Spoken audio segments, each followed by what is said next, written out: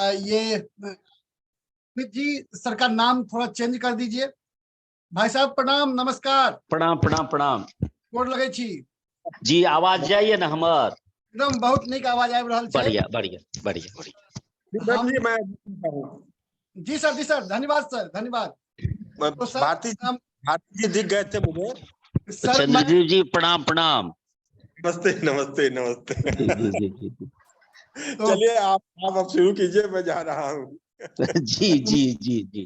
तो नमस्ते। मैं औपचारिक रूप से विदा लेता हूँ। 2 सत्रों से हूँ, तो तीसरे सत्र में ऑफ द कैमरा भाई साहब को सुनूंगा, आनंद लूंगा। मैं ये मंच जी जी अनुज अरविंद मिश्रा को सौंप रहा हूँ। अरविंद जी। जी सर, आप सबका स्वागत है और विशेष रूप से इस सत्र के हमारे महत्वपूर्ण वक्ता डॉक्टर ओम प्रकाश भारती जी का मैं विशेष स्वागत करना चाहूँगा।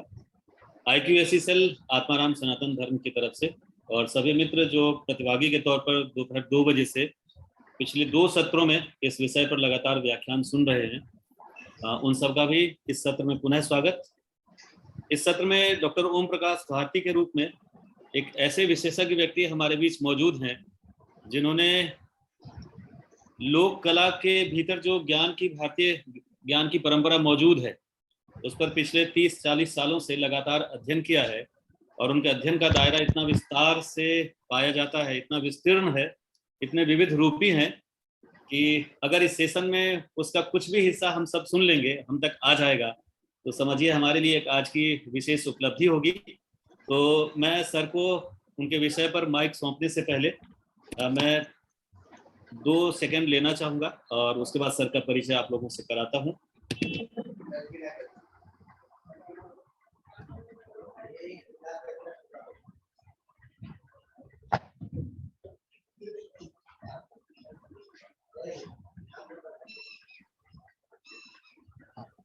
हाँ अरविंद जी, आपकी आवाज। जी सर, आवाज आ गई। हाँ, भारतीय ज्ञान की जो लोक परंपरा है इस सत्र में सर का विषय है, और इस विषय पर सर का व्याख्यान आप उससे सुने उससे पहले बस थोड़ा सा संक्षिप्त परिचय मैं आप लोगों के सामने सर का रखना चाहता हूँ।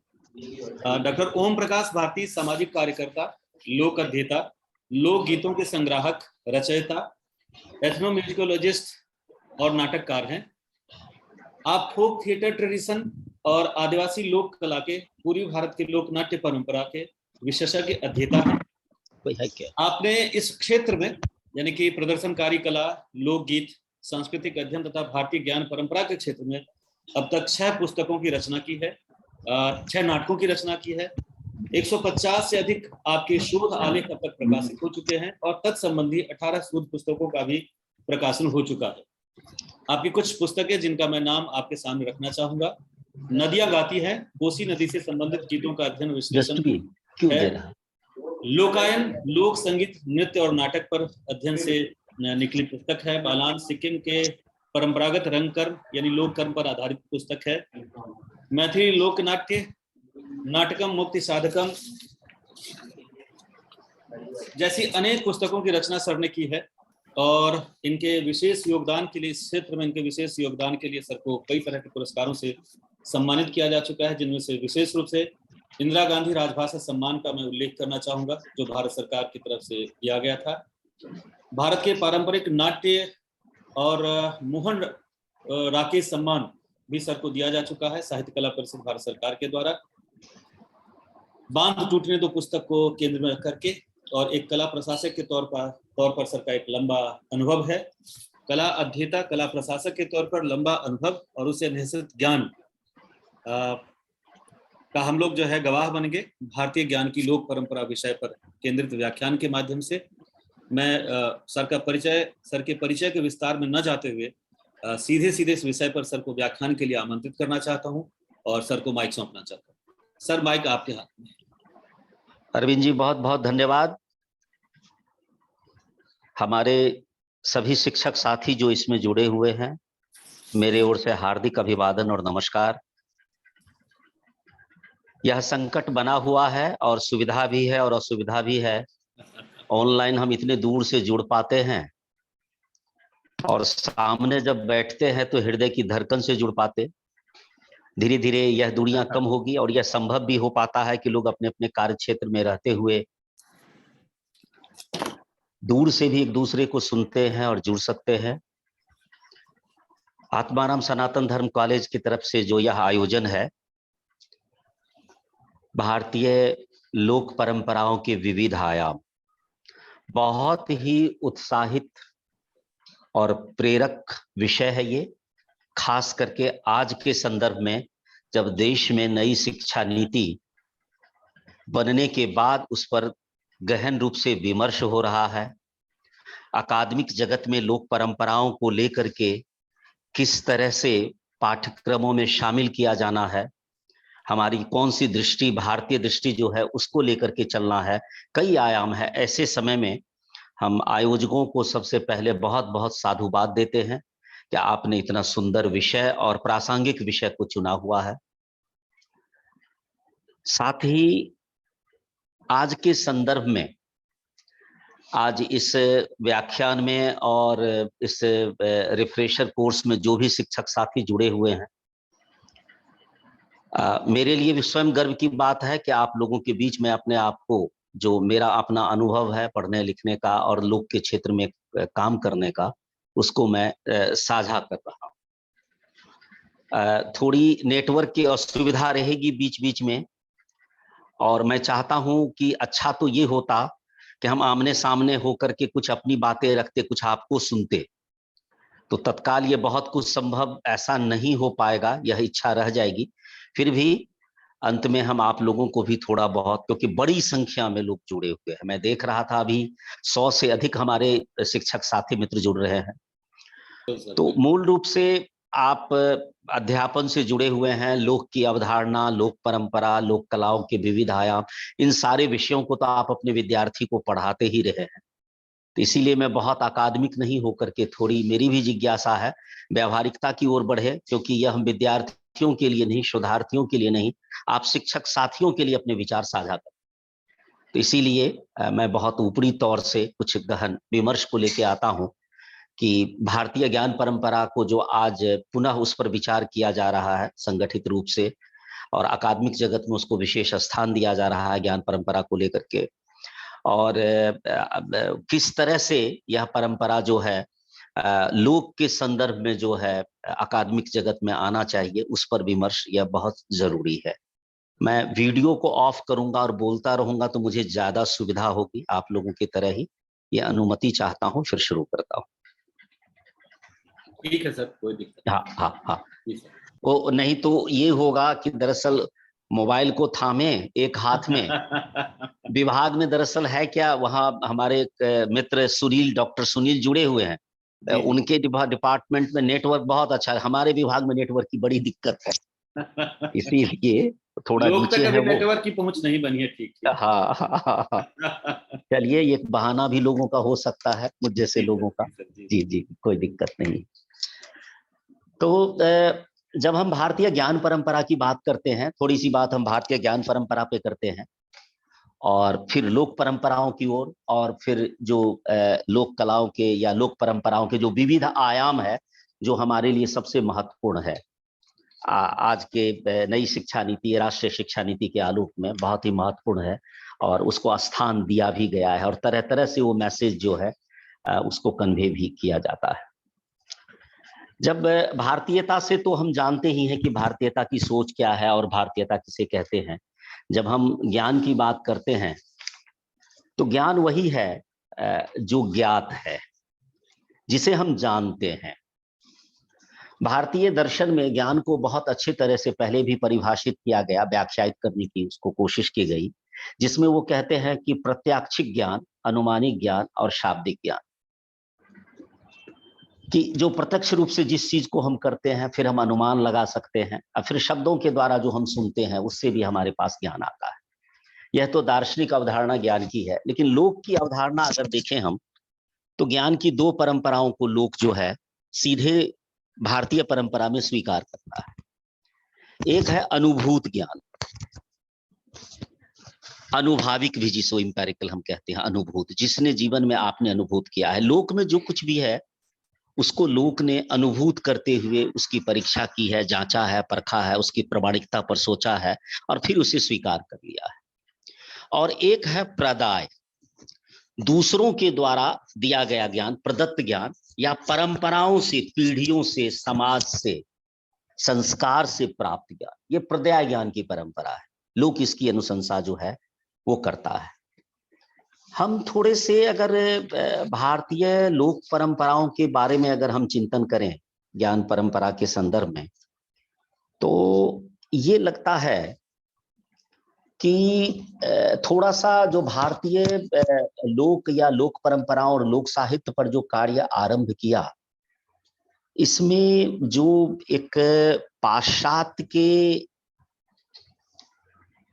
ओरिएंटल स्कॉलर थे, जो पूर्वात्य देशों में गहरी रुचि ले रहे थे, मिथ और कथाओं का, लोक साहित्य का अध्ययन कर रहे थे, ये उस पैटर्न को जो है मतलब जो है अपनाया गया हमारे देश में। हम ये देख ले अगर क्रमबद्ध रूप से, तो अंग्रेजी में लोक के लिए फोक शब्द हम प्रयोग करते आ रहे हैं, और फोल्क शब्द की व्युत्पत्ति जो है वो जर्मन भाषा का शब्द है वोल्क। पहले हम थोड़ा पाश्चात्य कंसेप्ट देखते हैं, क्योंकि यहाँ कुछ वैचारिकी भी है, इसीलिए आप लोग तो जानते ही होंगे, लेकिन मेरे भी अपने कुछ विचार हैं।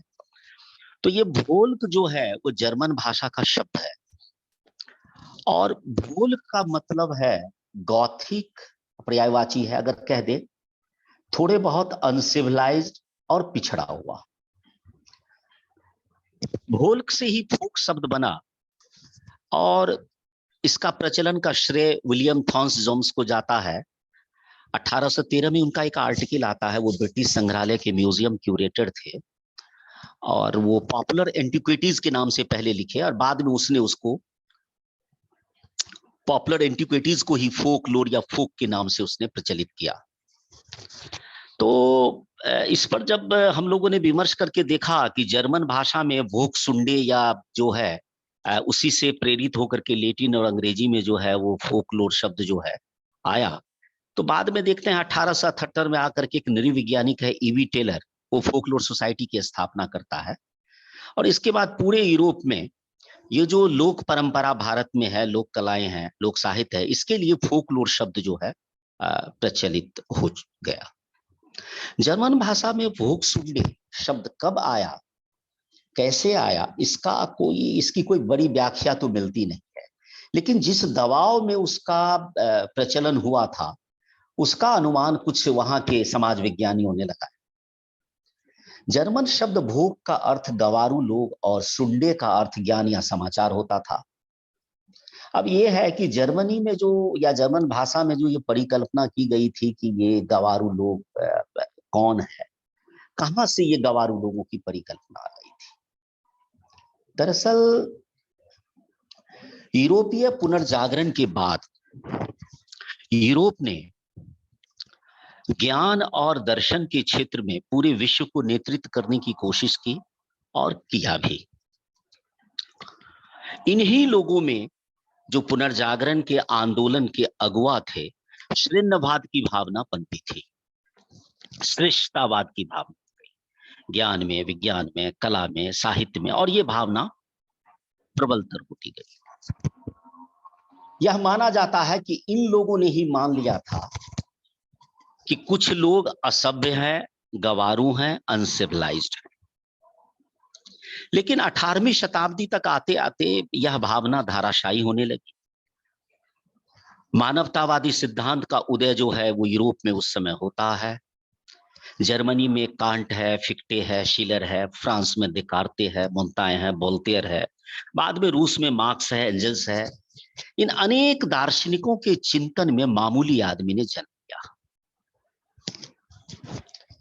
उस समय के कवियों ने मानवता के स्वर दिए, जन समुदाय की मातृभाषाओं में रचना आरंभ। यही समय है कि यूरोप की, चाहे वो स्पेनिश हो, चाहे डच हो, जो आम लोगों की भाषा थी, मातृभाषाएं थी, उसमें कई क्लासिक्स रचनाएं जो है आरंभ हुई। जो मानव शास्त्री थे उन्होंने जो जनजातीय समाज है उसमें भी ज्ञान और बौद्धिकता का दावा प्रस्तुत किया। उससे पहले माना जाता था कि ये जंगल में रहने वाले लोग, जिसे हम आदिवासी कहते हैं, जनजाति कहते हैं, ये अनसिविलाइज्ड भी होते हैं और इसमें बौद्धिकता और ज्ञान नहीं है। लेकिन यही समय है जब पाश्चात्य ने भी तय कर लिया था कि जो जंगलवासी और जनजाति हैं, वो आप जो जंगलवासी नहीं है उसके तरह उसमें भी ज्ञान और बौद्धिकता का विकास हुआ है। अब उस समय यह सवाल उठा था कि असभ्यों को पालने वाला समाज सभ्य कैसे हो सकता है। कार्ल मार्क्स ने ही यह सवाल उठाया था कि अगर आप मानते हैं कि आप सभ्य हैं लेकिन आपके बीच कुछ असभ्य लोग रहते हैं, तो फिर आपको सभ्य कहलाने का क्या अधिकार है। बहुत जल्दी में यूरोप ने इस परिभाषा को परिवर्तित कर लिया और फोक को आज जो ऑक्सफोर्ड डिक्शनरी और पाश्चात्य के फोकलोरिस्टिक स्टडीज में देखेंगे तो उन्होंने कहा कि जो आम जनों का ज्ञान है, मास लोगों की जो ज्ञान परंपरा है, वही फोक है। यह बात यूरोप तय कर लिया और फिर आगे उसका विस्तार भी होता गया। वो कहा कि जो अनुभव जनित ज्ञान है, मौखिक ज्ञान है, कई तरह के शब्द अलग अलग देशों में जो है, पाश्चात्य देशों में जो है वो प्रचलित हुए, उसको उन्होंने मान लिया। अब भारत की तरफ अगर देखें तो पाश्चात्य के फोकलोर की देखा देखी कह लीजिए, यूरोपीय उद्यान से प्रेरित होकर के या यूरोपीय श्रेणीवाद से ही प्रेरित होकर के आरंभ में यहाँ जो है फोक पर जो है, लोक कलाओं पर जो है काम करना जो है वो शुरू हुआ।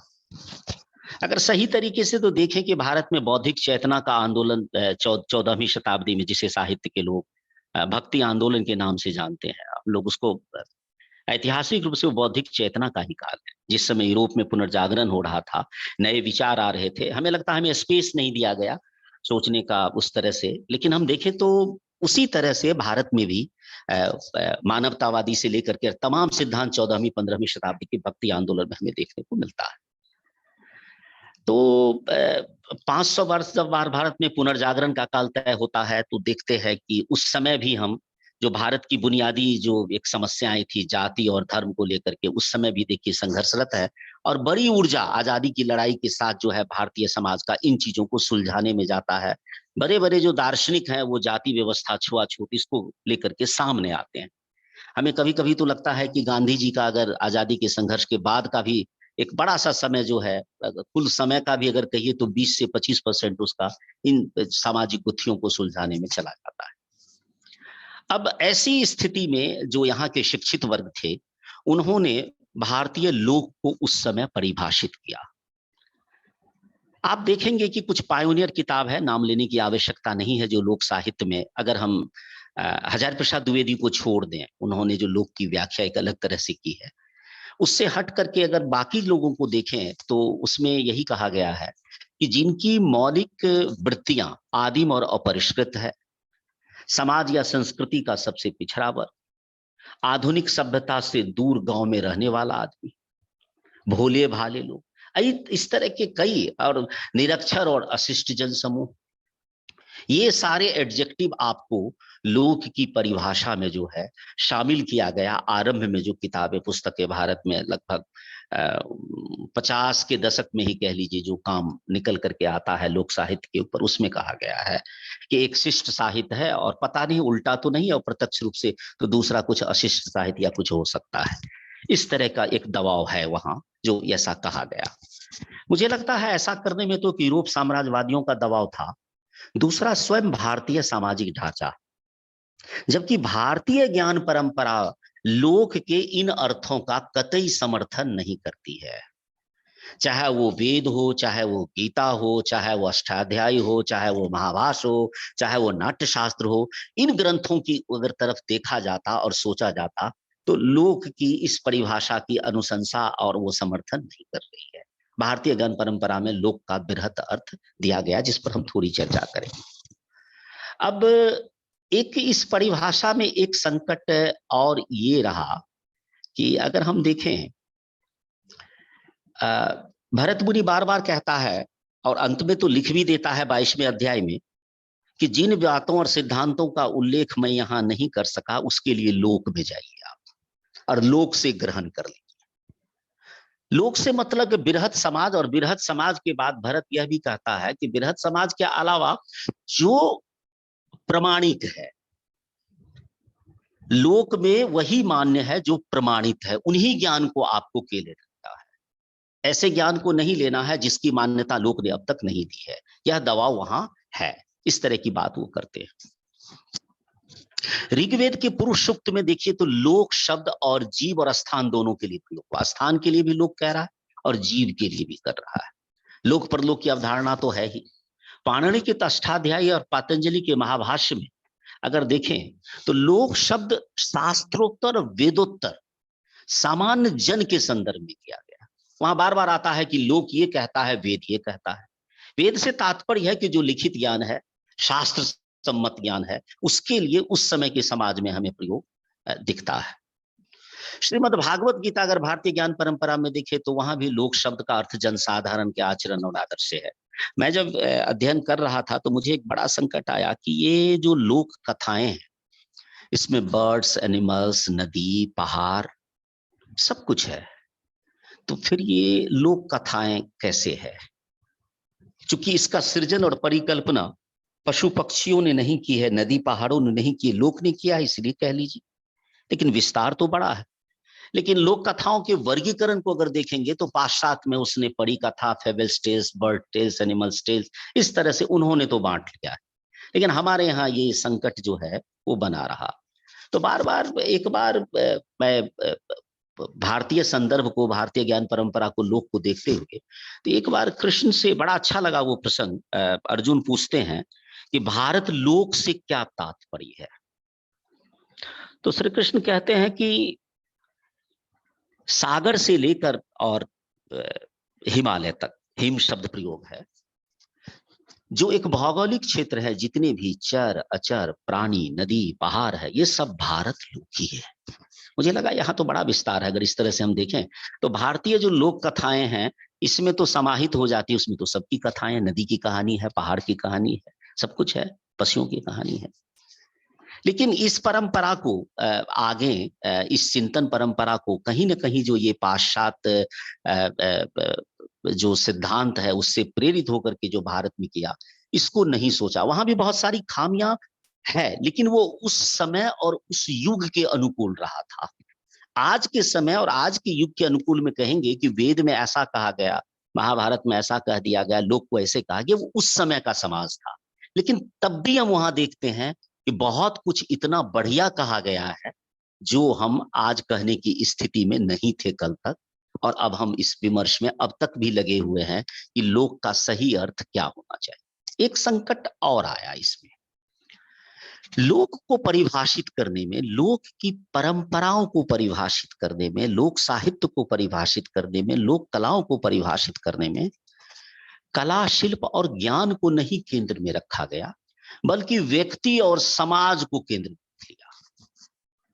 मसलन मैं ये मान के चलता हूं कि नौटंकी करने वाला एक परिवार का कोई युवक अंग्रेजी साहित्य में जाके ऑक्सफोर्ड से पीएचडी करके आता है, तो भारतीय ज्ञान परंपरा के अनुसार, छोड़ दीजिए ये जो लोक की नई परिभाषा उपनिवेश काल में गढ़ी गई या दी गई भारतीय विद्वानों के द्वारा, वह लोक कलाकार नहीं होगा। उनका मान लेना है तो पढ़ लिख लिया, अब वो नौटंकी करेगा तो वो प्योर आर्टिस्ट नहीं है। मैं लंबे समय तक भारत सरकार के संस्कृति मंत्रालय में रहा, तो ऐसे लोग बोल देते थे हमारे colleague, they are not looking folk artist, they are college people. मुझे लगता था यार क्या तू इन कलाओं को बचाने के लिए इनको कॉलेज में नहीं आना है क्या? इनको मॉडर्न एजुकेशन में नहीं आना है क्या? क्या इनको सब दिन वहीं रहना है उसी स्थिति में कलाभ्यास के लिए? तो मतलब ये है, सोचा ये जाना था, व्यक्ति को देखा आप, चूंकि आदिवासी हैं, जंगलवासी हैं, तो वो लोक कलाकार हो सकते हैं। अगर वो जेएनयू, ऑक्सफोर्ड, कैम्ब्रिज की पढ़ाई कर लेंगे तो वो लोक कलाकार नहीं है। मतलब आप व्यक्ति पर क्यों जाते हैं? प्रस्तुत कला शिल्प को देखिए ना।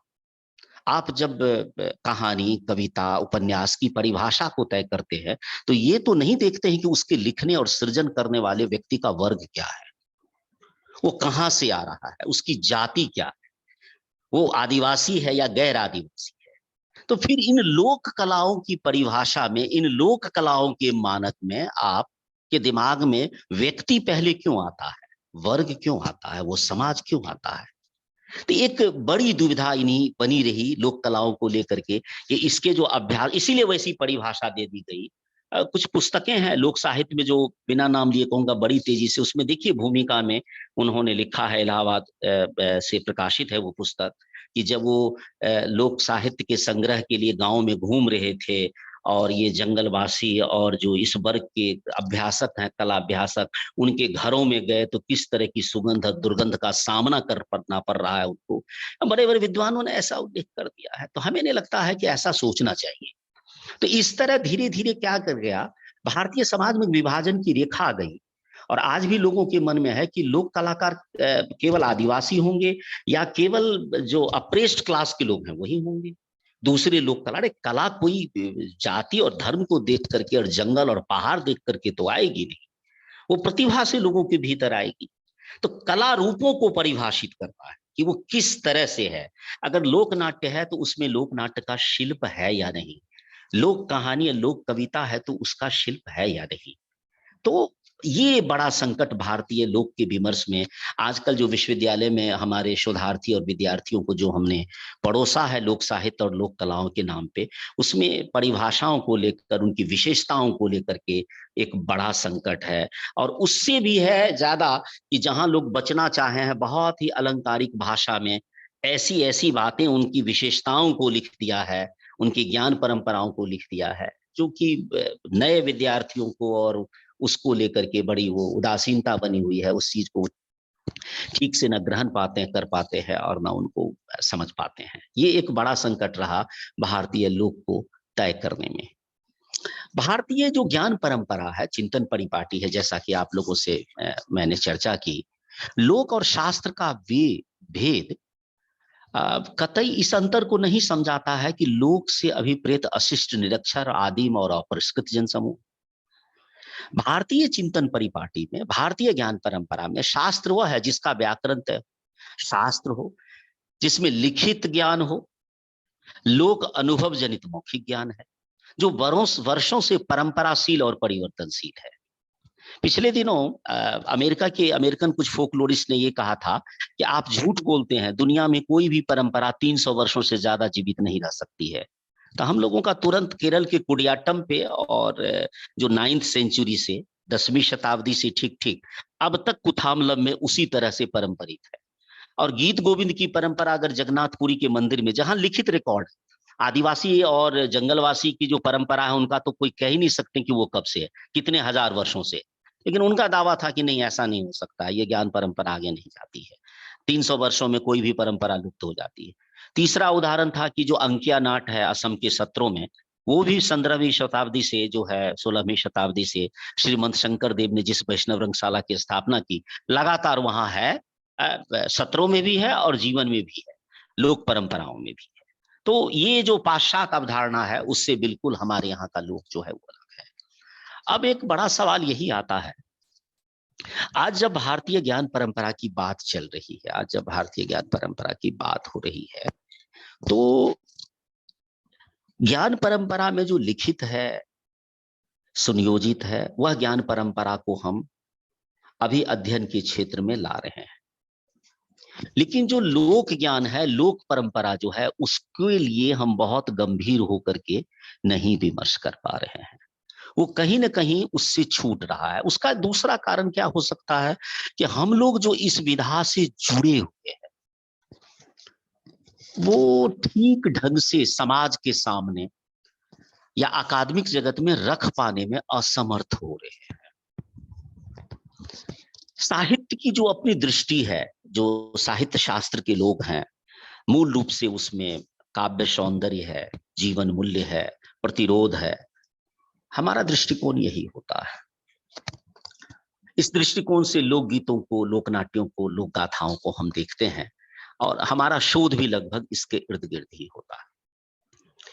इतिहास के लोगों ने तो आज तक भारत में जो एक इतिहास दृष्टि है उन्होंने इसको लिया ही। उनका मानना है कि ये तो प्रवाद है, मिथ्या है, मिथ है, इसमें ऐतिहासिक तथ्य क्या होंगे। जबकि ओरल हिस्ट्री या मौखिक इतिहास कन्वेंशनल हिस्ट्री से हट करके पूरी दुनिया में मान्य है, दुनिया ने अपने तरीकों से एक विकसित कर लिया है, लेकिन हम अभी तक ये नहीं कर पाए हैं। कला के दृष्टिकोण से भी देखें तो कलाकारों को मूल रूप से जो लोक कलाओं का है, जो उनकी सामाजिक संरचना है, सामाजिक परिवेश है, उसके अनुकूल उनको हम समझ लेते हैं। कुछ समाजशास्त्र के लोगों ने समाजशास्त्र अध्ययन, चूंकि समाजशास्त्र और मानव विज्ञान में बृहत रूप से जनजातीय कलाओं को शामिल किया जाता है, तो उसको उन्होंने वहां रखा हुआ है।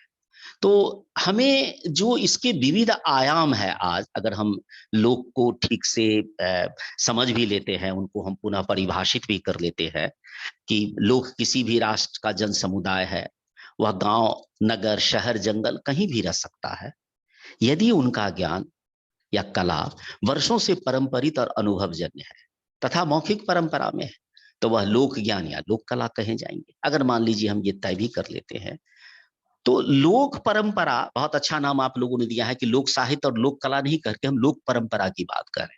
वह जो परंपरित है, वो लोक की इतिहास की परंपरा हो सकती है, लोक के दर्शन की परंपरा हो सकती है, लोक के समाजशास्त्र की परंपरा हो सकती है, लोक के राजनीतिक विज्ञान की परंपरा हो सकती है।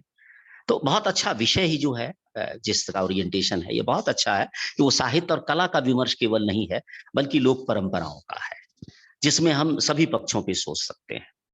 अब एक दो उदाहरण से हम समझ सकते हैं कि किस तरह से लोग जो नई शिक्षा नीति में जो बात आई है, राष्ट्रीय शिक्षा नीति में, कि जहां ज्ञान के साथ रोजगार है, कि ज्ञान तो अर्जन कीजिए ही आप, लेकिन वो रोजगारोन्मुख हो, और किस तरह से आप इसमें लोग के आयाम आप कर सकते हैं, जिन विषयों को लेकर के लोग काम कर सकता है। हम सोचते हैं इस तरह से, आज ही हमारी चर्चा हमारे विद्यार्थियों के साथ हो रही थी कि साहित्य की जितनी भी विधाएं हैं, देख लीजिए, कहानी है, कविता है, महाकाव्य है, खंड काव्य है, उपन्यास है, नाटक है, इन सब की अलग अलग आवश्यकता क्यों है, इनके रचने वाले लोग भी अलग अलग क्यों है, और मूल प्रेरणा ये कहां से आई है इतने खंडों में। अरे साहित्य रचना था तो केवल कहानी से काम चला, कविता पहले से उसी से काम चला लेते, तो आखिर इतनी विविधताओं की क्या आवश्यकता हुई है। और हम जानते हैं कि जो बड़े कवि हैं वो बड़े कथाकार नहीं है। रेणु अगर बड़े कथाकार हैं तो दिनकर बहुत बड़े कवि हैं। तो ये व्यक्ति भी अलग अलग है जिसमें ये सृजनात्मक प्रवृत्ति और भावना रही है, उन्होंने समाज को बड़े स्तर पर दिया है। तो किसी एक शोधार्थी ने कहा कि सर संस्कृत साहित्य को देखें। मैंने कहा देखो, संस्कृत साहित्य में सब कुछ है, खंड काव्य है, महाकाव्य है, चंपू है, श्लोक है, सब तरह की चीजें हैं, उपन्यास भी लिखे गए, नाटक तो है ही वहां, लेकिन इतना कुछ विरहत नहीं है जितनी चीजों को आज हम एक तरह से देख रहे हैं और समझने की बात कर रहे हैं। अब ये है कि जब हम लोक की तरफ देखें साहित्य के दृष्टिकोण से, तो वहां गीत है, गाथाएं हैं, नृत्य है, नाटक है, कहावतें हैं। अगर नाटक की बात करें हम, तो आज ही कह रहे थे, बाल रंगमंच अलग से है, बच्चों की खेल की तरफ से है, सब कुछ भारतीय लोक में है। लेकिन हिंदी साहित्य या किसी भी साहित्य के इतिहास में हमने अभी इस तक इसका उल्लेख नहीं पाया कि मालवा में जो ढारा ढारी का खेल है वही बाल रंगमंच का आरंभिक रूप है। पता नहीं क्यों हम नहीं सोच पाए, जबकि भारतीय परंपरा में, भारतीय ज्ञान परंपरा में मुझे केवल पूर्वोत्तर भारत और बिहार के कुछ अंचल का ठीक ठीक अनुभव है, और एक रंग प्रसंग में वो करीब 40-50 पृष्ठों में लगभग हम 300 इस तरह के बाल खेलों को संग्रह किया था रंगमंचीय दृष्टिकोण से, जहां बच्चे खेलते हैं और कुछ न कुछ परफॉर्म करते हैं। तो हमें लगा कि भारतीय समाज में जो आज बाल साहित्य में हम बढ़िया काम करने को सोच रहे हैं, और जितना होना चाहिए था वो हम किसी भी, चाहे वो बांग्ला, हिंदी, मराठी, हिंदी, मतलब बाल साहित्य में या बाल रंगमंच में उतना काम नहीं कर पाए। और आप सभी जानते हैं कि वहां संकट क्या होता है। लेकिन लोक परंपरा की देखें तो देखिए, मास में ये चीज वहां है। तो एक तो हम जो सामाजिक दाय के रूप में हमें प्राप्त हुआ, कहीं भी उसके प्रति हम ओबलाइज नहीं है, और उन चीजों को नहीं रख रहे हैं कि लोक में भी कविता अलग, गीत अलग है, गाथा अलग है, कहानी अलग है, इन सारी चीजों को अलग अलग रूपों से लिया है।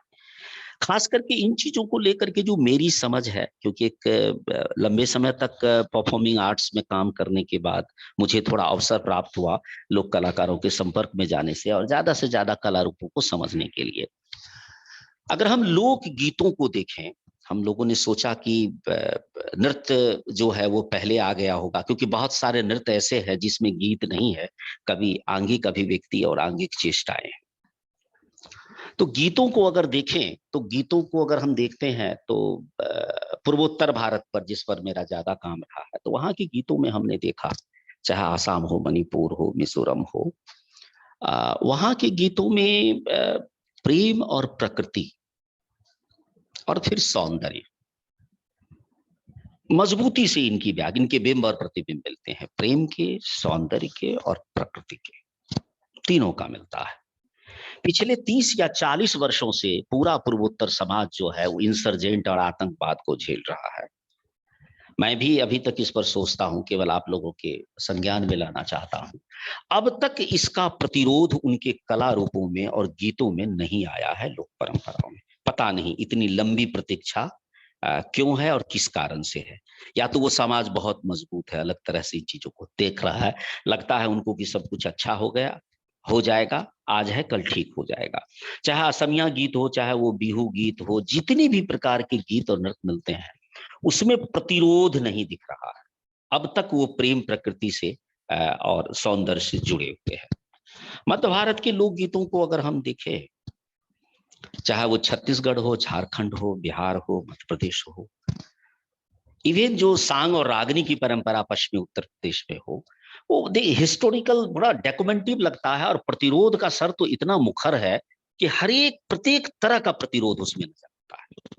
तो देखिए, लोकगीतों पर जब हम सोचते हैं, काम करते हैं, और भारतीय लोकगीतों पर जब हम देखेंगे, पुस्तकें उपलब्ध है, तो संस्कार गीत तो सबके पास संस्कार है, सामाजिक संस्कार है। हम लोग कहते हैं छठियारी से कठियारी तक हम गीत में और नृत्य में है, सभी संस्कारों के गीत हम गाते हैं। लेकिन मध्य भारत में देखेंगे कि जो सामाजिक प्रतिरोध है, जिस सामाजिक चेतना की बात है, वो गीतों के माध्यम से मुखर हुआ है। गांव छोड़ब नहीं, धरती छोड़ब नहीं, जंगल छोड़ब नहीं, माटी छोड़ब नहीं, कई तरह की गीत जो है इस तरह। मतलब मसलन कारगिल का वॉर जब भारत में शुरू हुआ था, तो गांव में राष्ट्रवादी रागनियां और पूर्वी उत्तर प्रदेश में बिरहा की गूंज हम लोग सुन रहे थे। देखते थे यार ये कितने अपडेट हैं, ये वहां घटनाएं घट रही है और ये कवि उस पर एक लंबी गाथात्मक गीत लिख करके और देखो समाज के बीच जाकर के कंसोल कर रहे हैं और बता रहे हैं, उत्साह बढ़ा भी रहे हैं। और जो शहीद होते थे उसके गांव में चले जाते थे और रात भर जाकर के उनकी वीरता का गुणगान कर रहे हैं। जिनको उन्होंने आंखों से नहीं देखा, उनकी परिकल्पना करके जो उनका गम है, दुख है समाज को, उसको काउंसल कर रहे हैं। तो देखिए, अलग अलग तरह से तो लोकगीतों की इतनी सारी विविधता है। कभी कभी हमें लगा कि साहित्य में तो इस तरह से बड़े लंबे समय तक हम आया, अभी कोरोना काल पे बहुत सारी रचनाएं देखते आ रही है, लेकिन कोरोना की जो विभत्सता थी वो साहित्य की किसी विधा में उतनी मजबूती से हमें नहीं दिख रहा है। और देखिए, और लोक समाज को देख लीजिए, तो रागनी और बिरहा वाले ने खूब जम करके व्यवस्था, सरकार, हॉस्पिटल, समाज सबकी खिंचाई कर डाली है, जो उनकी इमोशनल लॉस है, भावनात्मक क्षति है। तब तो जब इतनी कुछ बातें इस लोकगीतों में है, तो केवल उसमें बिंब, प्रतीक और सौंदर्य को ध्यान में रख करके काम अगर हम करते रहेंगे, तो लगता नहीं है कि लोक के साथ न्याय कर पाएंगे या दूसरे विधा के लोगों को हम बता पाएंगे कि यहाँ और भी बहुत कुछ है। भारत में लगभग, मेरा अनुभव रहा, लगभग 3200 लोक गाथाओं का मैंने संग्रह किया। मुझे अवसर भी था सभी राज्यों में जाना, सांस्कृतिक कार्यक्रम करना, लोक गाथाओं पे ध्यान गया। ये सारी लोक गाथाएं मध्यकाल में, मतलब 13वीं शताब्दी से लेकर के और 19वीं शताब्दी के साथ विकसित है। इन लोक गाथाओं के जो नायक हैं, मतलब देखिए कि ऐतिहासिक विवरण है। अभी एक विमर्श चल रहा है कि इतिहास से इसको निकाला जाए, उसको शामिल किया जाए, इसको हटाया जाए। कोई मतलब मेरा ध्यान उस तरफ गया कि लोक गाथा के जो नायक हैं, ये सारे थान और बथान की लड़ाई लड़ रहे हैं, भूमि संघर्ष, नदी को बचा रहे हैं, चारागाह को बचाने के लिए शहीद हो, सामंतों से लड़ रहे हैं, जागीरदारों से लड़ रहे हैं, जमींदारों से लड़ रहे हैं। और जिस समाज से है, वहां के समाज ने उसको एक तरह से ऐतिहासिक व्यक्ति रहते हुए मनुष्य देवा बनाया और एक देवथान में जाके उसकी मूर्ति बना दी और उसकी पूजा करते हैं। तो व्यापक स्तर पर जो ये हमारी लोक गाथाएं हैं, उनको लेकर के हम अलग तरह से उसमें एक इतिहास दृष्टि है। हम ये कह रहे हैं कि जो समाज मिथ को और कल्पनाओं को ही जीता रहा है तो उनका इतिहास क्या कन्वेंशनल हिस्ट्री की तरह होगा। जो राजाओं का इतिहास है, जब वो राजा स्वयं हुआ ही नहीं तो उनके इतिहास रचने की प्रवृत्ति में वो वंशावली और वो शौर्य की बात तो नहीं होगी। समाज के कल्याण, देखिए कि भारत में मैं देखता हूं लोक गाथाओं में 3 ऐसी लोक गाथाएं हैं। एक तो पहले नंबर पर अगर कहिए तो राजा भरथरी की गाथा है। बड़ा समय लगा कश्मीरी में, डोगरी में, ढूंढाड़ी में, मेवाती में, कन्नौजी में, मैथिली में, मगही में, भोजपुरी में, छत्तीसगढ़ी में, इवन जो तेलुगु तक उस लोक गाथा की पहुंच है। अगर अनुमान लगा लीजिए तो भारत के 70 करोड़ लोगों की लोक स्मृति में राजा भरथरी की गाथा है। बड़े लंबे समय तक मैं उसको लेकर के सोचता रहा कि आखिर इसमें क्या है, क्यों इस 70 करोड़ लोग जो है इस लोक गाथा को, और हम सभी जानते हैं कि भरथरी का संबंध नाथ पंथ से है। यत्र तत्र भारत में नाथपंथी समाज तो है, लेकिन बहुत बड़ा व्यापक प्रभाव जो कहेंगे कि नाथ पंथों का जो है इस सनातन परंपरा में एक बहुत व्यापक प्रभाव है, या बहुत बड़ा भूभाग जो है नाथपंथी विचारधारा को मानने वाले हैं। टुकड़े टुकड़े में कुछ पूर्वोत्तर में है, कुछ अलग अलग जगहों पे, अलग अलग राज्यों में है। लेकिन भरथरी की जो गाथा है वो मुझे अपने गांव से, मैं मिथिला क्षेत्र का हूं, वहां से रह करके, और डोगरी और कश्मीरी तक हर जगह वो गाथा है। तो जब मैंने उसका विश्लेषण किया, छत्तीसगढ़ में तो सूरजबाई खांडे या कई भरथरी गा करके, उनकी गाथा को गा करके राष्ट्रीय स्तर के कलाकार और सम्मान पा गए। भोजपुरी और मगही, मैथिली सभी, लगभग हिंदी की जितनी बोलियां हैं उसको करते हुए बांग्ला और वो जो तेलुगु है वहां तक लोग गाता है। कन्नड़ और मलयालम उस क्षेत्र में मुझे भरथरी की गाथा नहीं मिली, लेकिन यहाँ तक चूंकि लोग उत्तर भारत से माइग्रेट होकर के आए, कुछ नहीं, भरथरी जो है वो वैराग्य को प्राप्त करता है। और जिस तरह से सामाजिकता और पारिवारिकता उसमें, चूंकि मैं एक प्रसंग केवल आप लोगों को बताऊं, हमारे पास समय भी है। राजा भरथरी जब वैराग्य ले लेते हैं तो उनको गुरु गोरखनाथ कहते हैं कि जाओ अपने परिजनों से भिक्षाटन करके आओ, भिक्षा मांग के आओ। तो भरथरी अपने घर जाता है 7-8 वर्ष बीतने के बाद, और दाढ़ी लंबी हो चुकी है और ऐसा लगता है कि वो हाथ में सारंगी है और गीत गाते पहुंचता है कि उसको कोई पहचाने नहीं, और जाके द्वार पर पुकारता है कि माँ भिक्षा हमें दीजिए। तो उनकी माँ आती है, पहले घर की दासी आई और कुछ भिक्षा दिया, कहा नहीं नहीं, जो इस घर की मालकिन है उसके हाथ से हमें भिक्षा चाहिए।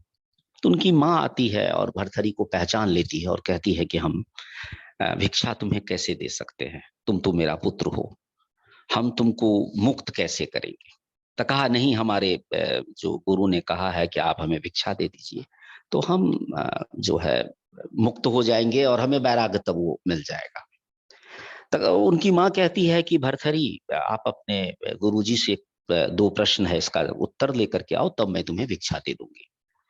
9 महीने मैंने तुम्हें अपनी कोख में पाला, इसका किराया क्या होगा, और जो दूध मैंने तुम्हें पिलाए उसकी कीमत क्या होगी। भरथरी विचलित हो जाता है और गुरु गोरखनाथ के पास जाता है। जब मैं इस गाथा को सुन रहा था तो भारतीय समाज हमारे सामने था। अभी मैं विदर्भ में बैठा हूं, हर एक 2 किलोमीटर पर एक वृद्धाश्रम है। परिवार खंडित हो रहा है, टूट रहा है, एकल हो जा रहा है, माता पिता को लोग वृद्धाश्रम में भेज रहे हैं। अब ये गाथा मैंने जो 2-4 किताबें लिखी है, मुझे नहीं लगता है वो समाज का इतना बड़ा काम आया है आज भी, जितना कि इस गाथा से एक पारिवारिकता और सामाजिकता को स्थापित। इस तरह के कई प्रसंग उस गाथा में हमने देखे जो भारतीय समाज के अनुरूप है। तो मेरे दिमाग में एक बात आई कि प्रेमचंद, रेणु या सब कुछ को पढ़ते हुए जो एक मानवतावादी दृष्टिकोण है या मानववादी दृष्टिकोण है, मानव को मानव बने रहने का जो दृष्टिकोण है, वह तो इन गाथाओं के इस प्रसंगों में हमें मिलता है। दूसरी एक गाथा है जो लोरी की गाथा है, जो पूर्वी उत्तर प्रदेश से लेकर के, और उसके लगभग लिसनर जो हैं, जिस पर आप मुल्ला दाऊद को जानते हैं, चंदायन और हजारी प्रसाद द्विवेदी ने पुनर्नवा उपन्यास, और बहुत सारे लोगों ने उसको लेकर के सृजन किया। तो लोरी का जो मैंने अध्ययन किया तो लोरी एक चरवाहा है और 7-8 युद्ध लड़ता है और सामंतों को परास्त करता है, और जहां जिसको परास्त किया है उसे कहता है कि हमारी पुत्री से शादी कर लो, ये राज्य ले लो। तो लोरी कहीं का राज्य लेता ही नहीं है और अंत में लौट करके वो जो बोहा बथान है वहां वो चरवाही करता है। तो मैंने उस गाथा के भीतर ये देखा कि लोरिक की जो दृष्टि है वो क्या है।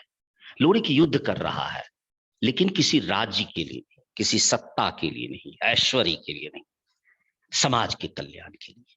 तो मुझे लगा अच्छा, तो तभी 11वीं शताब्दी अगर उसका काल लोग तय कर लेते हैं कि लोरिक 11वीं शताब्दी में हुए। वैसे हजरत बान भट्ट की आत्मकथा में जब वो जा रहे हैं तो प्रयाग के बगल में उनको लोरी का आश्रम दिखता है, वो तो और उसके काल को पीछे ले जाते हैं।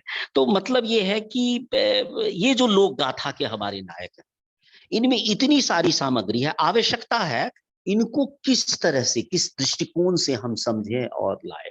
तीसरी बड़ी लोक गाथा जो है वो आल्हा रुदल की गाथा है। 56 लड़ाई लड़े। अब 56 गढ़ की लड़ाई लड़ते हैं तो सोनमा हरण, फुलवा हरण, इंदलन, मैं केवल स्त्रियों के हरण से जुड़ा हुआ मामला है। मुझे बहुत देर लगी कि यार मामला क्या है ये, किस तरह से ये है गाथा। इसमें तो जितनी भी शादियां कर रहे हैं किसी न किसी का अपहरण करके कर रहे हैं। बल्क बुखारा, आज ही मैं अपने विद्यार्थी को बता रहा था कि उनका आल्हा का बेटा इंदल है, तो भौगोलिक रूप से बल्क बुखारा जो अफगानिस्तान में है वहां की लड़ाई लड़ता है इंदल जाकर के, उसकी शादी वहां जाकर के होती है, बल्क बुखारा तक उसका विस्तार जाता है, इतना बड़ा भौगोलिक क्षेत्र जाता है। तो मुझे लगा कि भाई इतने बड़े भौगोलिक क्षेत्र में वो जा रहे हैं तो शादी के लिए।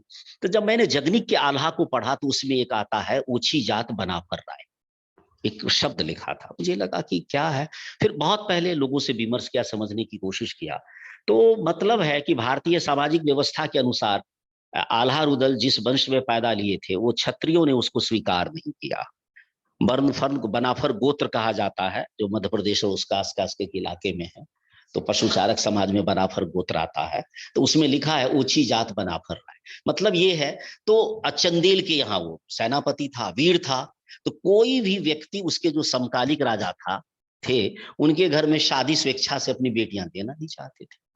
तो इसीलिए उसने युद्ध तो और सब तो किया ही, महोवा को तो जीता ही, बाकी राज्यों को भी जीता, शादी विवाह के लिए भी उनको युद्ध करना पड़ा क्योंकि राजा कोई सहज रूप से तैयार नहीं होते। तो कहने का मतलब है कि ये जो भारत का यह इतिहास है, जो मांस का इतिहास है, जो इन हमें लोक गाथाओं में मिलता है, उन्हें हम कब पाएंगे। तो ये जो एक हमारी दृष्टिकोण है इनकी विविधता की, किन किन क्षेत्रों में हमें जाना है। फिर लोक औषधि के बारे में, जो मेडिसिन है, जितने मेडिसिनल प्लांट है, उसके बारे में लोक का एक बड़ा जो है वो अनुभव है। लोक का अपना ज्योतिष शास्त्र है, समय का कैलकुलेशन है। डाक भड्डरी, जो लोग किसानी से जुड़े हुए हैं, चाहे वो वर्षा के आवाहन के लिए हो, चाहे मौसम का पूर्वानुमान हो, उसके लिए भारत के सभी अंचल में जो है इस तरह के कथा और प्रवाद जो है वो प्रचलित है। जो मिथिला के लोग, हम लोग बचपन में कैलकुलेट करते थे डाक भड्डरी की, माघ मास जो बादर लाल धरे तखने जानो पत्थर पड़े। माघ के महीने में शाम में अगर बादल वो लाल जैसे दिखने लगे तो चरवाहा समाज के लोग कहेंगे कि गाय भैंस लेके गांव की तरफ भागो, क्योंकि बारिश तो होगी ही और पत्थर भी, ओले भी गिरेंगे। तो अब ये डाक कोई एक व्यक्ति जो ग्राम जीवन में रहे होंगे या कई व्यक्तियों ने मिलकर के एक ये इस तरह का अनुभव ज्ञान सृजित किया और धीरे धीरे उन्होंने समाज को डाक के नाम से समर्पित कर दिया। जो कभी ज्ञानी पुरुष रहे होंगे या नहीं रहे होंगे, हमें उससे क्या लेना है, समाज को लाभ मिल रहा है।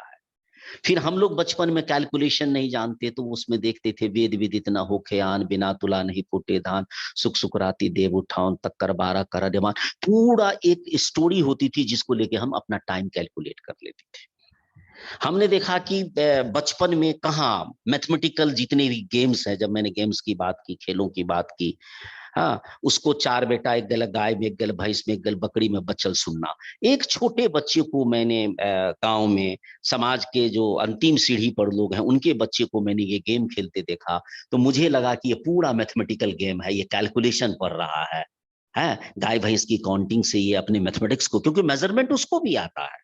इवन कभी कभी जो हमारे बच्चे जो ये मैथमेटिक्स के विद्यार्थी हैं उसको जो अगर नॉर्मल मेजरमेंट दीजिए तो उनको बड़ी दिक्कत होती है। सामाजिक मेजरमेंट अगर कोई चीज काउंट करना हो तो उनको बड़ी दिक्कत आती है। लेकिन ये जो ग्रामीण परिवेश के बच्चे हैं उनको कोई असुविधा नहीं होती है। तो जो ये विविध आयाम है, हमें उस तरफ भी देखना होगा कि आज जो एजुकेशन है उसमें किस तरह से उसको हम यूज कर सकते हैं। यहाँ हम लोगों ने विश्वविद्यालय में एजुकेशन के साथ theatre in education, art in education इस तरह से शुरू किया है।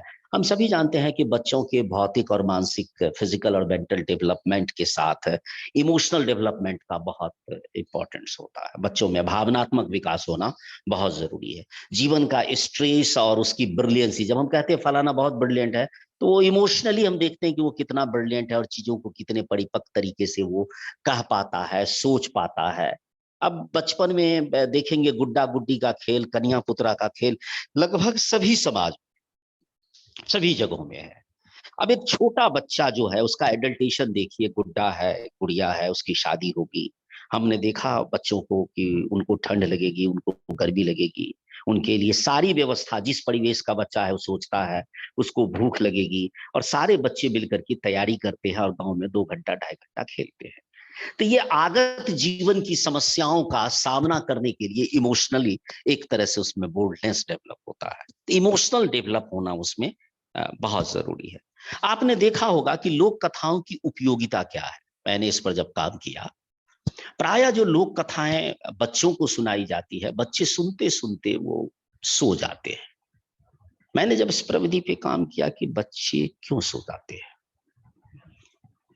लोक कथाओं को सुनते हुए, जब देखिए उसका स्ट्रक्चर जो है, किसी समय किसी गांव में एक राजा और एक रानी रहते थे। टाइम जो है और स्पेस जो है वो तय नहीं है। हमारी जो कहानी होती है, गांव कितना सुंदर था, पूरब में एक नदी बह रही थी, एक पीपल का पेड़ था, एक मचान था, उसके ऊपर एक चाड़ी था, वहां 2 गाय बंधी थी, वहां एक लाल रामायण की पोथी रखी थी। सब कुछ हम विजुअलाइज करते हैं और आनंद देते हैं। वही काम हम फिल्मों में भी करते हैं। लेकिन लोक कथाओं का स्ट्रक्चर देखिए, वो कहता है किसी समय, समय तय नहीं है। बच्चा कल्पना लोक में जाता है और अपनी सुविधा और उम्र के अनुसार एक समय तय करता है। फिर कहा जाता है किसी गांव में बच्चा वह गांव भी आइडेंटिफाई करता है। एक राजा और रानी रहते थे। वो राजा रानी कैसे दिखते थे यह नहीं बताया जाता है। उसके सर पे मुकुट था, हाथ में तलवार, इतना नहीं कहता है कथा का स्ट्रक्चर ही नहीं है ये। तो इसमें क्या है, लोक कथाओं के भीतर एक स्पेस है जिसमें बच्चों को अपनी कल्पना शक्ति से सोचना है, एक अपनी सोच के संसार को सृजित करना है। और इसके लिए बहुत ऊर्जा चाहिए। जब ऊर्जा चाहिए तो कंसंट्रेट करता है, और बच्चों की जो ऊर्जा और क्षमता है उसके अनुसार कम पड़ता है, फिर वो झपकी ले लेता है और फिर वो सोता है। अब फिर सोता है और झटके से जगेगा, कहेगा दादी माँ तो शेर कहाँ चला गया। फिर कहा चुप, सोता है और हमको पूछता है कि शेर कहाँ चला गया। तो ये जो हमारी लोक कथाएं हैं वो किस तरह से रियरिंग में बच्चों के फिजिकल मेंटल, तो ये हमें जो एजुकेशन के मित्र हैं, हमारे एजुकेशन डिपार्टमेंट के लोग हैं, उनके साथ इन लोक परंपराओं को जोड़ करके भारत में काम करने की जरूरत है। वहां जो एजुकेशन की थ्योरी है वो एग्जाम में पढ़ने तक ही मुझे लगता है ठीक है, कुछ खेल का मेथड, कुछ व्यवहारिक मेथड दिया गया है, लेकिन अब भी आध्यात्मिक शिक्षा पर, व्यवहारिक शिक्षा पर बात की गई है। और भारत में अगर शिक्षा शास्त्रियों को भी गिनेंगे तो 5-7 ही लोग आपको नाम आएंगे कि वो 5-7 लोग हैं जिन्होंने शिक्षा शास्त्र की अवधारणा दी। जबकि भारतीय लोक में व्यापक रूप से ये चीज है, उनसे जुड़ करके अलग अलग सामाजिक ज्ञान परंपरा जो है उससे जुड़ करके बच्चों के फिजिकल और मेंटल डेवलपमेंट इन कथाओं का बड़ा काम आता है। बच्चों में कल्पना शक्ति का विकास होता है। स्पोर्ट्स जो लोग खेल खेलने से उनका फिजिकल डेवलपमेंट होता है। तो जब तक हम ये नहीं निकल करके समाज को एजुकेशन पॉलिसी में अलग से बताएंगे तो हमारी मान्यता और हमारा समर्थन केवल हमें वो नहीं देंगे। हम केवल अगर कला शास्त्र, रस शास्त्र को सोच देंगे, यह भी जरूरी है, लेकिन जो दूसरे आयाम है लोग के, अगर जब तक उसको हम प्रकाश में नहीं लाएंगे तो बहुत दिक्कत है। कलाओं की बात आती है, कला का संदर्भ आता है, तो मेरा एक रिसर्च पेपर हम 3 वर्ष पहले, कोरोना से पहले जर्मनी में हम अपने कुछ दोस्तों के साथ प्रेजेंट कर रहे थे। वो इंटरेस्टिंग है, इसीलिए मैं आप लोगों से शेयर करता हूं। हमने इंसर्जेंट, आतंकवाद और संगीत को लिया, म्यूजिकल इंस्ट्रूमेंट को लिया। तो लोगों को थोड़ा सा अटपटा लगा, कहाँ ये संगीत बजाना और कहाँ आप जो इंसर्जेंट है सोसाइटी में उसका स्टडी आप कैसे करोगे। हमारा ये मानना था, 2 सोसाइटी को लिया। एक हमने मणिपुर को लिया और दूसरा हमने कश्मीर को लिया। दोनों अगर समाज को देखें तो मणिपुर लगभग 27 वर्षों से इंसर्जेंट को झेल रहा है, और अभी भी जो घटनाएं वहां घटी है, रह रह के खबर आती है कि आज इम्फाल में ये हो गया, आज फिर से दंगा भड़क गया।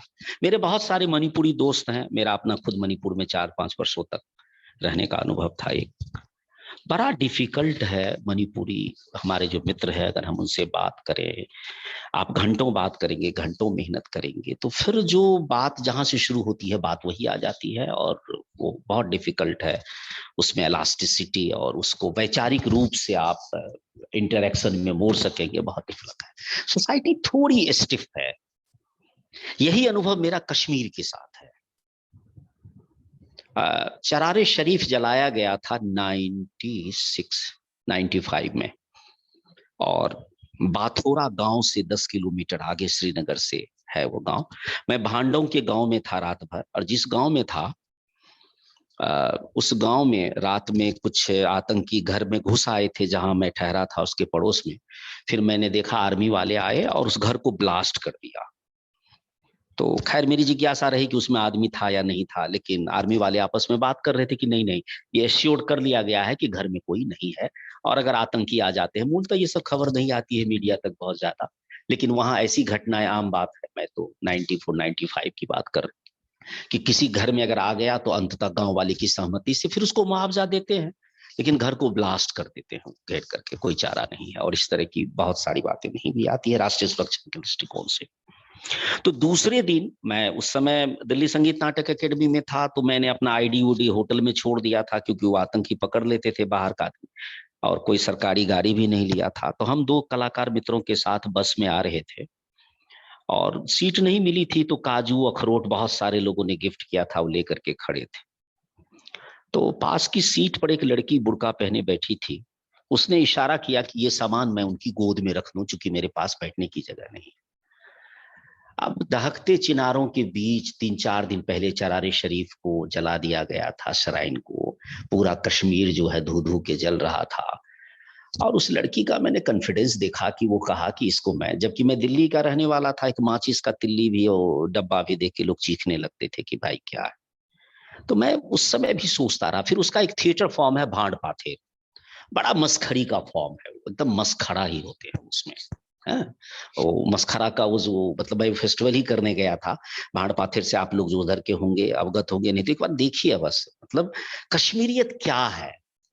हमने ये देखा कि जो जिंदा दिली है, जो रिकवर करता है सोसाइटी, उसमें कश्मीर को मैंने बड़ा आगे देखा, बड़ा आत्मविश्वास दिखा है उस समाज में। फिर मेरा एनालिसिस ये था, म्यूजिकल इंस्ट्रूमेंट की बात मैं कर रहा था, कि अगर हम वाद्य को देखें तो हमने तंतु वाद्य को लिया था, स्ट्रिंग इंस्ट्रूमेंट को लिया था। मणिपुरी जो है एक वाद्य बजाता है जिसका नाम है पेना, गूगल में सर्च करेंगे तो दिख जाएगा पेना। बांग्लादेश और पूर्वोत्तर भारत में वही बेना नाम से, हो सकता है वो बीना का भ्रंश हो, लेकिन इस दोनों वाद्य में एक ही तार है, और 2000 वर्षों से मणिपुरी समाज एक ही तार को बजा रहा है, दूसरे तार जोड़ने की आवश्यकता नहीं है। कला और संस्कृति के क्षेत्र में मणिपुर देश को लीड करता है, लेकिन उसमें जब स्ट्रक्चर्ड देखेंगे आर्ट को तो बड़ा मोनोटोनस है। वो मार्शल आर्ट का फॉर्म है, वो युद्ध कला में देखेंगे बहुत वेरिएशन है, लेकिन उनकी सिंगिंग में बहुत मोनोटोनी है। कुछ देर के बाद लगेगा या तो ये रो रहा है या गा रहा है, कोई एक ही चीज कर रहा है, उसके पीच उतार चढ़ाव एक जैसे आपको लगेंगे। लेकिन कश्मीर जो है वो 4 स्ट्रिंग इंस्ट्रूमेंट बजाता है। हम लोग इसको इस तरह से देखते हैं, देखिए जो लोक परंपरा से समाज का एनालिसिस हम कैसे कर सकते हैं। एक तार के बाद 2 तारा, फिर 3 तार भी जोड़ा, फिर 7 तार जोड़ा। सारंगी में बजता नहीं है 7 तार, लेकिन 7 तार लोड़ा, जो म्यूजिक के लोग हम जानते हैं कि आवाज और बेस को बाहर निकालने के लिए। तो एक तार से 2 तारा भी आया। इस तरह से तारों का डेवलपमेंट हुआ। ये नहीं है कि नारद मुनि के हाथ में 7 तार सारंगी हम देखते हैं जो हमारी परंपरा में है, वो एक तार ही था। तो एक तरह से जो ये सोशल कॉम्प्लेक्सिटी है और सोशल डेवलपमेंट्स है, थाउट्स है, उसके साथ वाद्यों में भी ये तारों की संख्या जो है वो बढ़ती गई। मैं आपको ये बताऊं कि कश्मीर एक वाद्य बजाता है, वहां का समाज जिसका नाम है संतूर और शाहतत्रीबाद, 100 तार है उसमें। बाकी समाज ने 1 तार से 7 तार की यात्रा की और कश्मीर ने 1 तार से 100 तार की यात्रा तय की है। यह बहुत आसान बात नहीं है। वो इतना कॉम्प्लेक्सिटी है कि 100 स्ट्रिंग को कश्मीर जो है बजाता है। और यह चीज मैंने उनके विचारों में भी देखा है, वो इतना जल्दी सोचते हैं। बाकी अगर आपके मन में ये सवाल होगा, ये आतंकवाद, ये समस्या, ये फलाना चिलाना, वो तो जब आप वस्तु स्थिति को देखेंगे और समझेंगे तो तभी लगता है कि वहां कितना स्पॉन्सर्ड है, कितनी बारी। लेकिन असली जब कश्मीर के गांव के लोगों को देखेंगे, वहां के हॉस्पिटलिटी और आतिथ्य को देखेंगे, उनके हौसले को देखेंगे। अब कभी टीवी में देखिए, लाल चौक पर अभी भी बम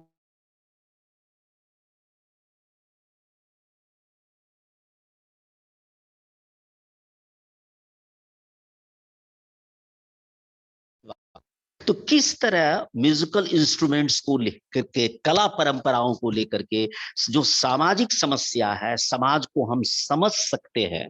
हमारे गुरु थे कोमल कोठारी जी, बहुत बड़े फोकलोरिस्ट थे। विजय दांदेथा जी के साथ आप लोग जानते भी होंगे, काम करते थे और जोधपुर में रहते थे। बोरुंदा में उन लोगों की अपनी संस्था थी, तो बड़ी उनसे अच्छी दृष्टि मिली। मैं उस समय जब बिहार में पटना यूनिवर्सिटी में पढ़ता था बीए में, मैं तो उनसे इंटरेक्शन के लिए आता था।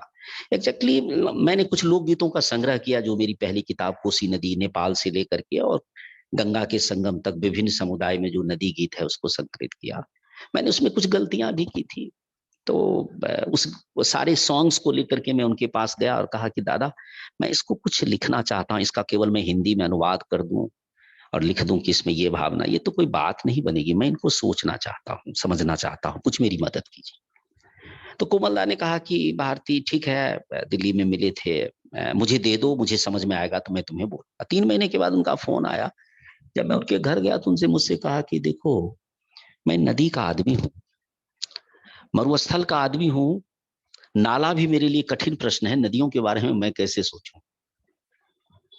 ये जितने भी शब्द और अभिव्यक्ति है, ये तुम्हारे समाज की है और तुम नदी मातृक संस्कृति से हो। हमारी संस्कृति नदी मातृक नहीं है।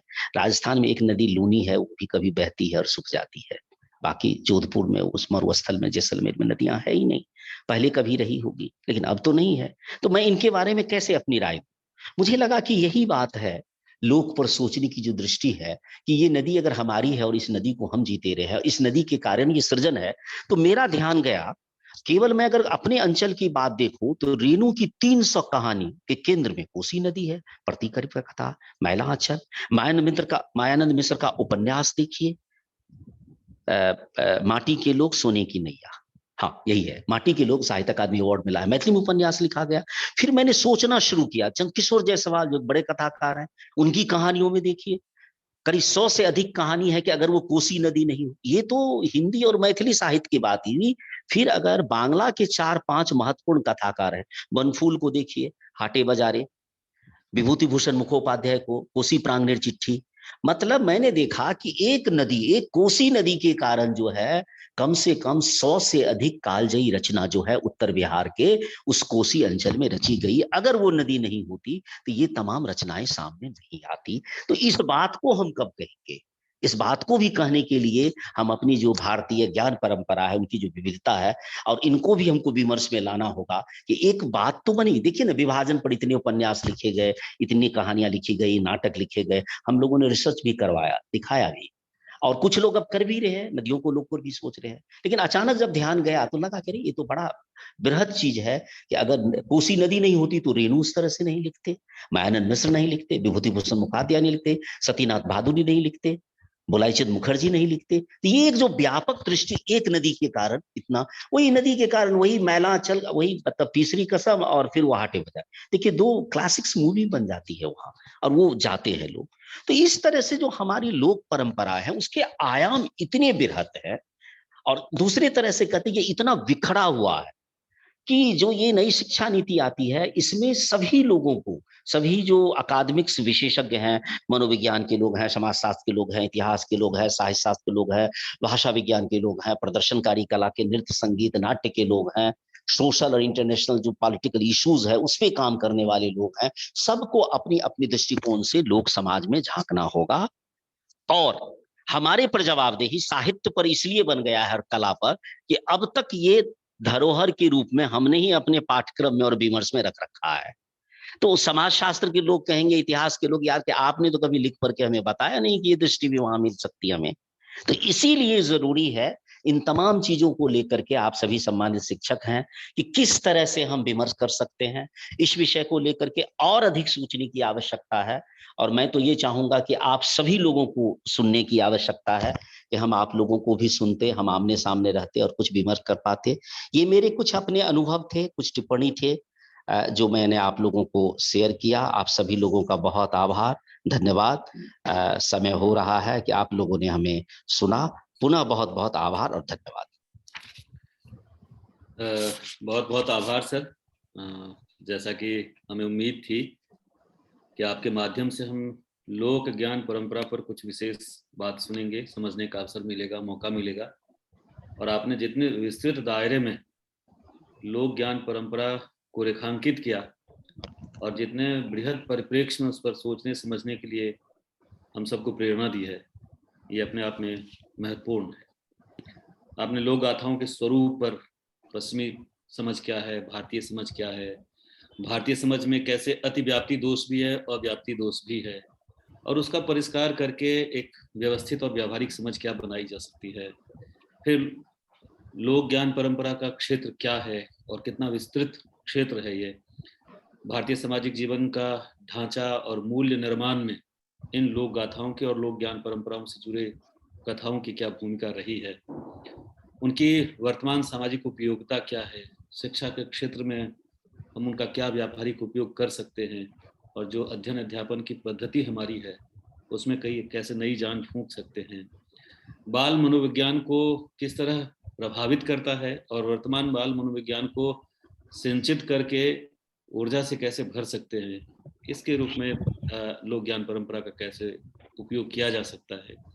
और सबसे महत्वपूर्ण लगा जो आपने संगीत और आतंकवाद से संबंधित अपने अध्ययन का कुछ हिस्सा साझा किया, तो लगा कि कैसे सच में लोक ज्ञान परंपराओं के माध्यम से पूरा एक चरित्र उस समाज का, उस क्षेत्र विशेष का एक पूरा एक मनोविज्ञान उसमें बंधा और बिंधा हुआ है, जिसे हम देखते नहीं, समझते नहीं, ठहर कर उसके बारे में सोचते नहीं, और बहुत एकांगी निगाह से उसको लेते हुए निकलते चले जाते हैं। एक पूरा समाज अगर एक तारा है तो उस समाज के भीतर का जो एक तारा स्वभाव है वो भी कहीं ना कहीं छुपा हुआ है, एकांगीपना है वो भी कहीं ना कहीं छुपा हुआ है। इस अर्थ में आपने बहुत ही व्यापक तरीके से इस चीज को रखा, और आपके इतने विस्तृत व्याख्यान सुनने के बाद कुछ जिज्ञासाएं भी बनी, क्योंकि लोक गाथाओं, लोक परंपराओं में इतना हजारों सालों की परंपरा है और इतना सब कुछ मौजूद है, लेकिन मुझे लगता है कि कहीं ना कहीं इतना सब कुछ होते हुए भी अलग से हम उस पर बातचीत करते हैं और व्यावहारिक तौर पर जीवन में उसकी जगह बहुत कम बनती दिखाई देती है। इसे कम से कम 2-3 तरह से तो सोचा जाना चाहिए, उस पर और भी विचार किया जाना चाहिए।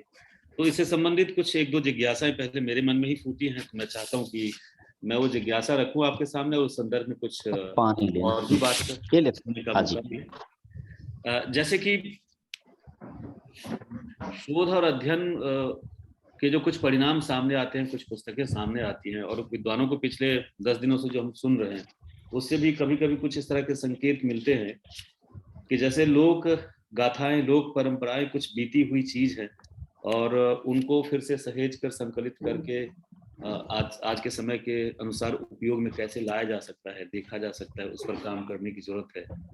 लेकिन कुछ अध्ययन ऐसे ही बताते हैं कि भारतीय समाज का बहुत बड़ा हिस्सा है, बहुत सारे गांव हैं जहाँ के जीवन में लोक ज्ञान परंपरा व्यावहारिक रूप से आज भी मौजूद है, जो पहले कहीं ना कहीं विशेष अध्ययन और दर्शन के लिए जाने जाते थे।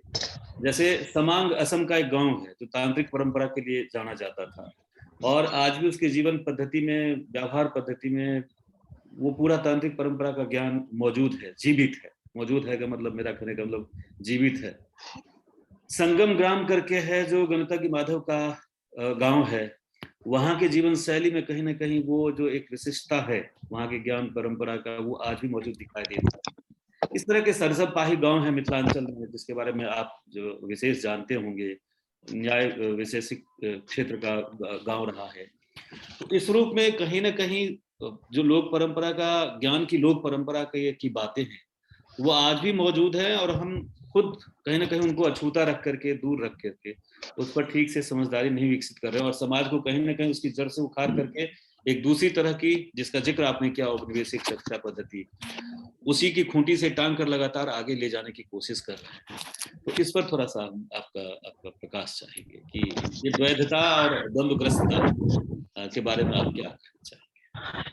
बिल्कुल सही कहा अरविंद जी आपने। दरअसल हम जब अकादमिक रूप से सोच रहे होते हैं तो हिंदी की 36 से जो 40 बोलियां हैं, जी, उसके विधाओं और चिंतन परंपरा के बारे में एक ही फरमान जारी कर देते हैं। छत्तीसगढ़ की जो सामाजिक ढांचा है वो थोड़ा सा बिहार के सामाजिक ढांचा से अलग है। जो अभी का बिहार और उत्तर प्रदेश है, वहां देखिए कि जो आदिवासी जनसंख्या है वो 1% या उससे कम है। छत्तीसगढ़ में जो आदिवासियों की भागीदारी है बहुत बड़ी है, और मैं एक ऐसा राज्य छत्तीसगढ़ को पाता हूं जो गैर आदिवासी समाज है उसके कला रूपों को और उनके आइडियोलॉजी को व्यापक रूप से मतलब प्रभावित किया। वहां जो दूसरे जो गैर आदिवासी समाज है उसके नृत्य गीतों को देखेंगे तो हमने ये देखा कि गाते और नृत्य समय जैसे वो राउत नाच करते हैं तो जो गोंड आदिवासी है उसका कॉस्ट्यूम पहन के वो नाच रहे हैं। मतलब है कि हमने भारतीय समाज में केवल अब तक ये देखा है कि हम किसी को जी नहीं। तो मतलब मेरा इस उदाहरण देने का मतलब ये था कि एक साथ भारत में सोच लेना, क्योंकि भारत की जो विविधता है यही इसका सौंदर्य और ताकत है। चाहे वो सांस्कृतिक विविधता हो, चाहे कलात्मक विविधता हो, चाहे धार्मिक, जो उस तरह की विविधताएं हैं हमारी, तो इसको हमें अलग अलग खंडों में, जो अभी एक स्लोगन आया था कि लोकल के प्रति वोकल हो जाए, बड़ा अच्छा है। इसको थोड़ा अगर अकादमिक जगत में हम करते हैं तो हम तो एमए और पीएचडी के स्टूडेंट को कहते हैं कि डिसर्टेशन आप अपने अंचल की कलाओं पर करिए, मतलब उसे जानना बहुत जरूरी है। जैसे मैंने कहा कि अभी तक मुझे खुद लगता है कि पूर्वोत्तर भारत के कला रूपों में प्रतिरोध क्यों नहीं आया अभी तक। 30 वर्षों से समाज जोड़ रहा है। वहीं छत्तीसगढ़ और बिहार में जब वो नक्सल आंदोलन चल रहा था तो अभी तक मैं उनके गीतों में उसका प्रभाव देखता हूँ, या गीत हैं उनके बने हैं। तो क्या बात है, या तो ये कहीं से गलत पोर्ट्रे किया गया है कि इंसर्जेंट है वहां, समाज उसको स्वीकार ही नहीं कर रहा है। मतलब ये जो एक चीज है कि समाज पे व्यापक प्रभाव पड़ रहा है या नहीं पड़ रहा है, इन चीजों को समझना और अलग अलग तरह से एक दृष्टिकोण हमें अलग अलग क्षेत्रों के लिए विकसित करना होगा। एक ही साथ हम नहीं देख सकते हैं। जैसे मैं ये कहूं कि बिहार की अगर लोक गाथाओं को देखें, लोक गाथाओं के स्तर पर अगर हम देखते हैं तो राजस्थान में 7-8 लोक गाथाएं, 8 से 10 लोक गाथाएं हैं, जिसमें अधिकतर भक्तिपरक लोक गाथाएं हैं। लेकिन बिहार की लोक गाथाओं को देखते हैं तो 125 लोक गाथाएं मेरे संज्ञान में है, जिसमें से 90 लगभग लोक गाथाओं के नायक जो है वो दलित समाज से हैं। फिर मैंने उनकी सामाजिक समस्या को देखा कि क्या है, तो मुझे लगा कि वो किस चीज के लिए संघर्ष कर रहे हैं। मतलब है उसी जो आसाम की चर्चा हुई, नटवा दयाल की गाथा बेगूसराय और खगड़िया और समस्तीपुर जिले में गाई जाती है।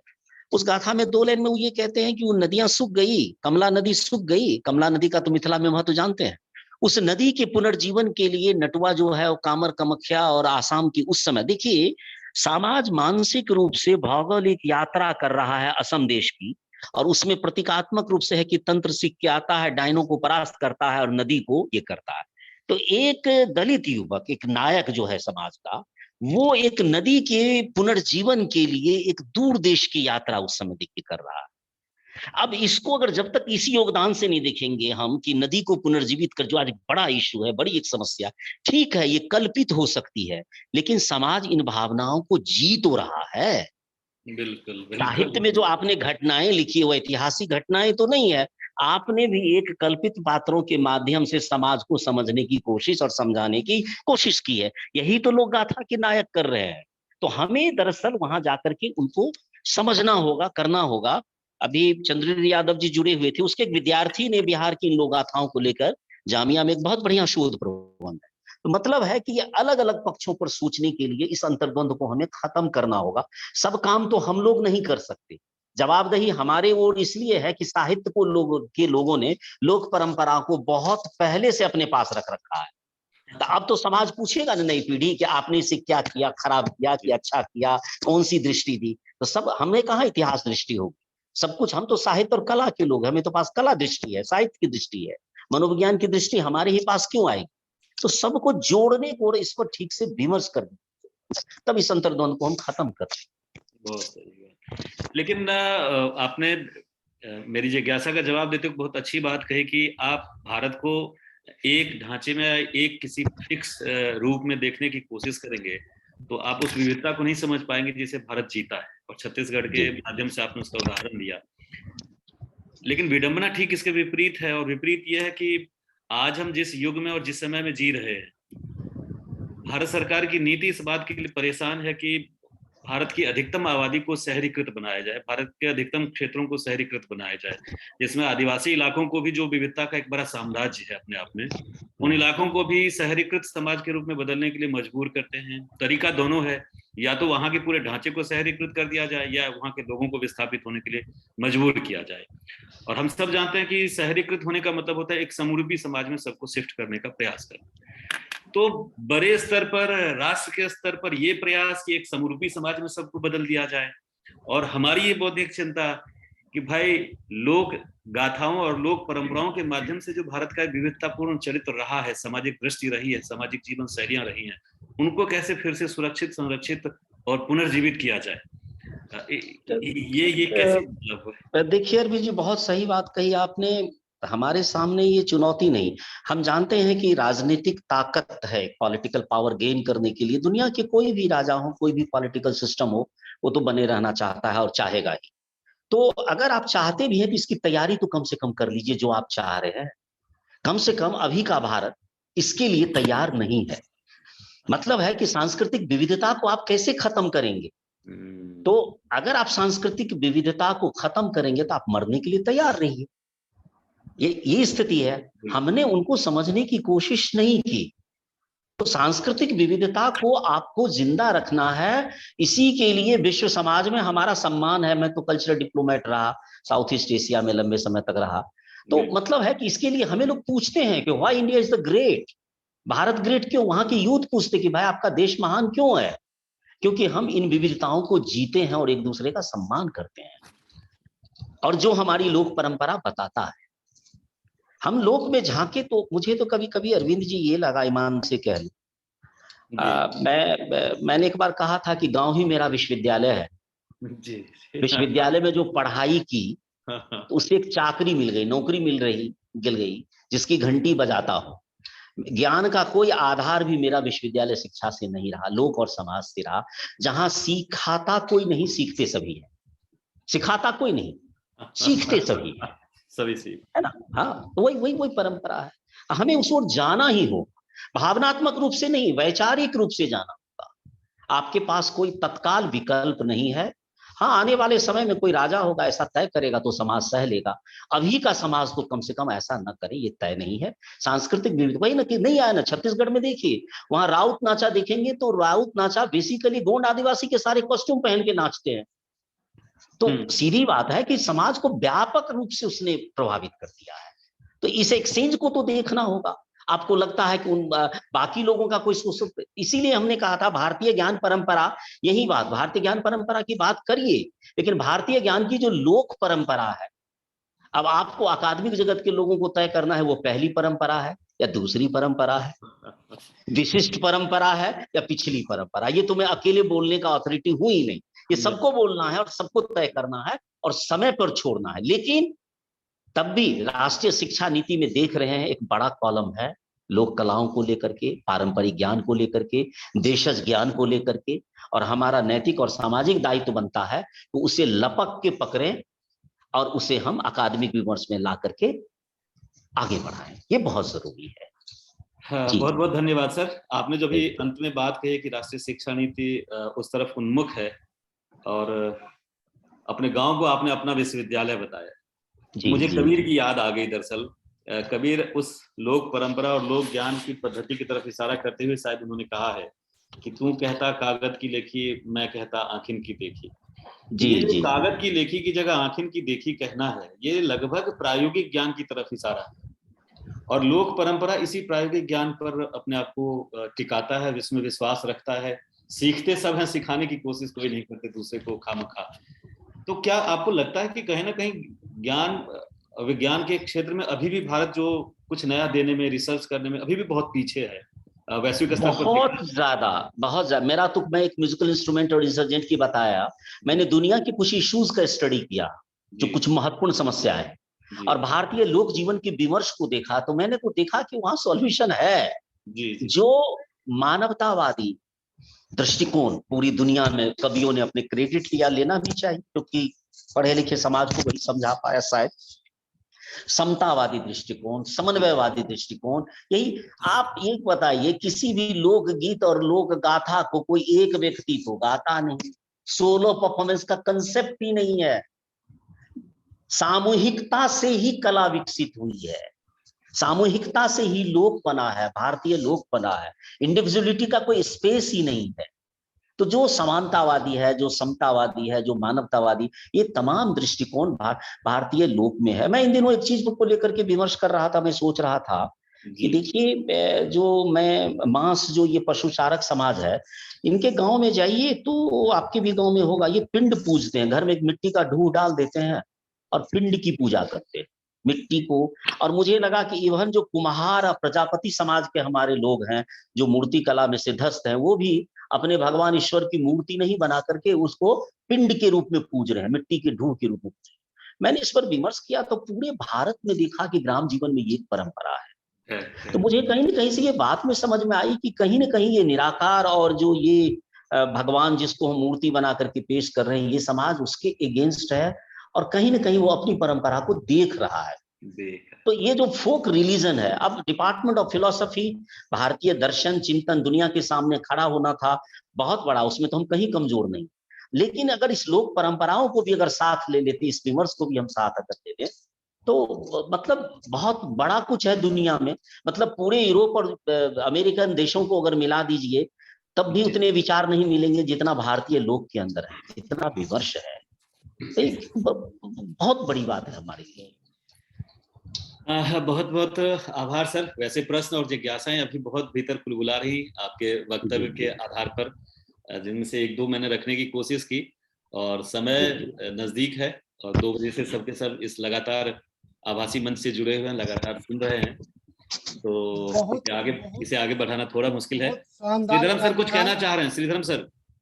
हाँ भाई साहब, बहुत शानदार व्याख्यान, जबरदस्त, जिंदाबाद। धन्यवाद धर्म जी। अहे खोजलो हमरा टॉर्च देखलू त कनी बाज दलो, और की नहीं खोजबे की, अहाँ का छोड़बे नहीं। अरे नहीं, जरूर छे। अहाँ सबके स्नेह, हमारे जितने भी शिक्षक मित्र जुड़े हुए हैं, सबके प्रति आभार। मैं महात्मा गांधी विश्वविद्यालय में हूँ, यहाँ प्रदर्शनकारी कला विभाग में। जी। हम भी कुछ करते हैं तो आप लोगों को आमंत्रित करते हैं। लोक को मैं जीता हूँ।